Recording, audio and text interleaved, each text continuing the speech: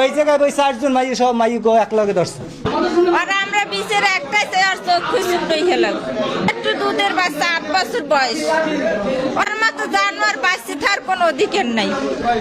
কামড় দিয়েছে, এই মুখ এই পর্যন্ত দাগ পড়িয়ে গেছে। সে মেয়েটারে এই সূর্যমুখী ফুলের ভিতরে ঢুকাইয়ে তার শরীরের উপর উঠছে। এই বেদবটা এলে মাইকে আজকে 20 জন করে লড়াইছে, কামড়াইছে। যার সামনে পাইছে হারে ধরছে, যার সামনে পাইছে হারে ধরছে। ও তো শিকার পাইছে। আমাকে বাড়ির দরজায় বইয়া মানে কারণ আমার মাইয়ের লাই দেখা হয়েছে। ও কইছে আমার মাইয়ের লাই দেখা হয়েছে দরজায়, ওই আমাকে ওই ঈদের রাস্তায় আওয়ার টাইমে। আর আমার মাইয়ে তো একাল স্টেটমেন্ট দিয়েছে যে ও আমার লড়াইছে। হ্যাঁ, আর যে ক্যামেরার দ্বারা কে ওই এই শিখের পায় না, অরিজিনাল গুন্ড। হ্যাঁ, কামড় দিয়েছে, এই কামড়ের দাগ আছে, কামড়ের দাগ আছে। আর মোর কামড়ে আরে কামড় দিয়েছে, আর বহেও কামড় দিয়েছে। এগুলো মনে কারণ ও শিকার হয়েছে, ও শিকার পাইছে। ওটা হলো অরিজিনাল। আর চৌকুড়ি লাগে ওটা। ওই এই একটা সুঙ্গুর মুখ আছে, এই জায়গায় একটা কাছাকাছি একটা সুঙ্গুর মুখ আছে। এই সুঙ্গুর মুখটা এই যে আপডাল, ও জায়গা দিয়ে মানুষজন আপডাউন মনে করেন ভয় পায় সবসময় রাইতে হইলে। কিন্তু ওটা হলো একটা আপডালি জায়গা, কোনো ঘর টর নাই। ওই জায়গায় ওই 4 জন মাই সব মাই গো এক লগে ধরছে। এই 2টা বাড়ি দৌড়াইছে আর 2টা স্কুলে আইছে, এদিকে অধিকার যাওয়ার সুযোগ পায় না ওর জন্য। এর প্রতি আবার যাই ওই শহীদুল্লাহর মাইয়ে ধরছে, সেই লই স্কুল আইতে ফুলকাতে আনছে। সব সময় নেশায় থাকে, সব সময় নেশায় থাকে। ও সকাল গাম খাইছে, ও সকাল গাম খাইছে। ও নেশা ছাড়া কিচ্ছু জানে না। আমার মেয়ের এই মুখ পাশাই কামড় দিয়েছে।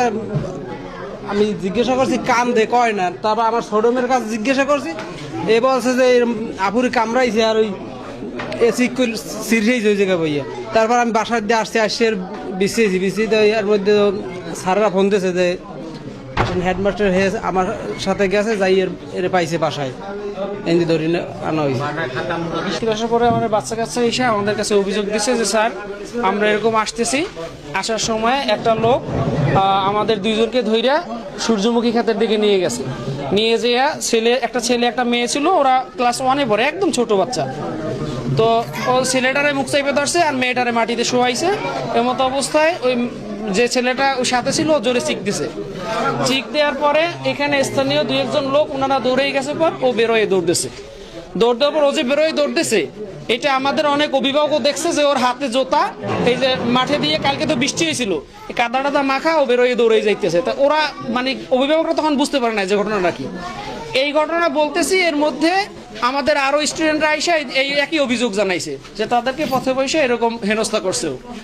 এরপরে আমরা এই বিষয়টা নিয়ে, যেহেতু এটা একটা গুরুতর বিষয়, আমার শিক্ষার্থীদের, আমার এখানে 230 জনের উপরে ছাত্রছাত্রী আছে, এদের সকলের নিরাপত্তার বিষয় আমরা জিনিসটা আমলে নিয়ে আমাদের প্রধান শিক্ষক মহোদয় সহ স্থানীয় যারা নেতৃবৃন্দ আছে, গণ্যমান্য লোকজন আছে, তাদেরকে খবর দিয়েছে। এবং যে সমস্ত ভিকটিম ছাত্রছাত্রী তাদেরকে আমরা, তাদের অভিভাবকদেরকে আমরা খবর দিই। খবর দেওয়ার পরে ওদের জবানবন্দি অনুযায়ী ওরা যে বর্ণনা দিছে, সেই বর্ণনা অনুযায়ী আমরা কিছু লোককে চিন্তা করি যে এদের মধ্যে কেউ হইতে পারে।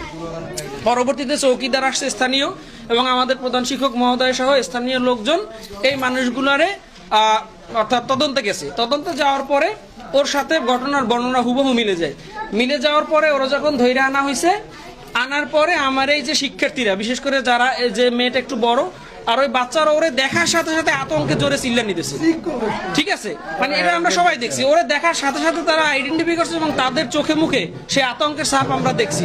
এবং এমন ভাবে কান্না শুরু করছে যে ওরা যে ভয় পাইছে, আমার মনে হয় না যে 6 মাসে ওরা এই ট্রমা থেকে বের হয়ে আসতে পারবে। ঠিক আছে, গার্ডিয়ানরাও আমরা সবাই ছিলাম। ঠিক আছে, কিন্তু বাচ্চারা এমন কান্না জুড়ে দিছে যে ওদেরকে মানে সামলানোই আমাদের মুশকিল হয়ে গেছে। এবং ওরা সবাই এর শনাক্ত করছে এক বাক্যে যে হ্যাঁ এই লোক।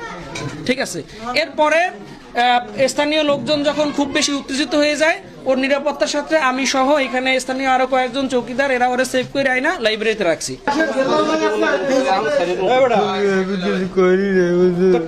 কিছু করে না বুঝছি, কিন্তু তুই যে করতে চাইছো কি? সবাই কি তোর বিরুদ্ধে মিথ্যা অভিযোগ দিচ্ছে? সকালে তুমি নেশা করছো?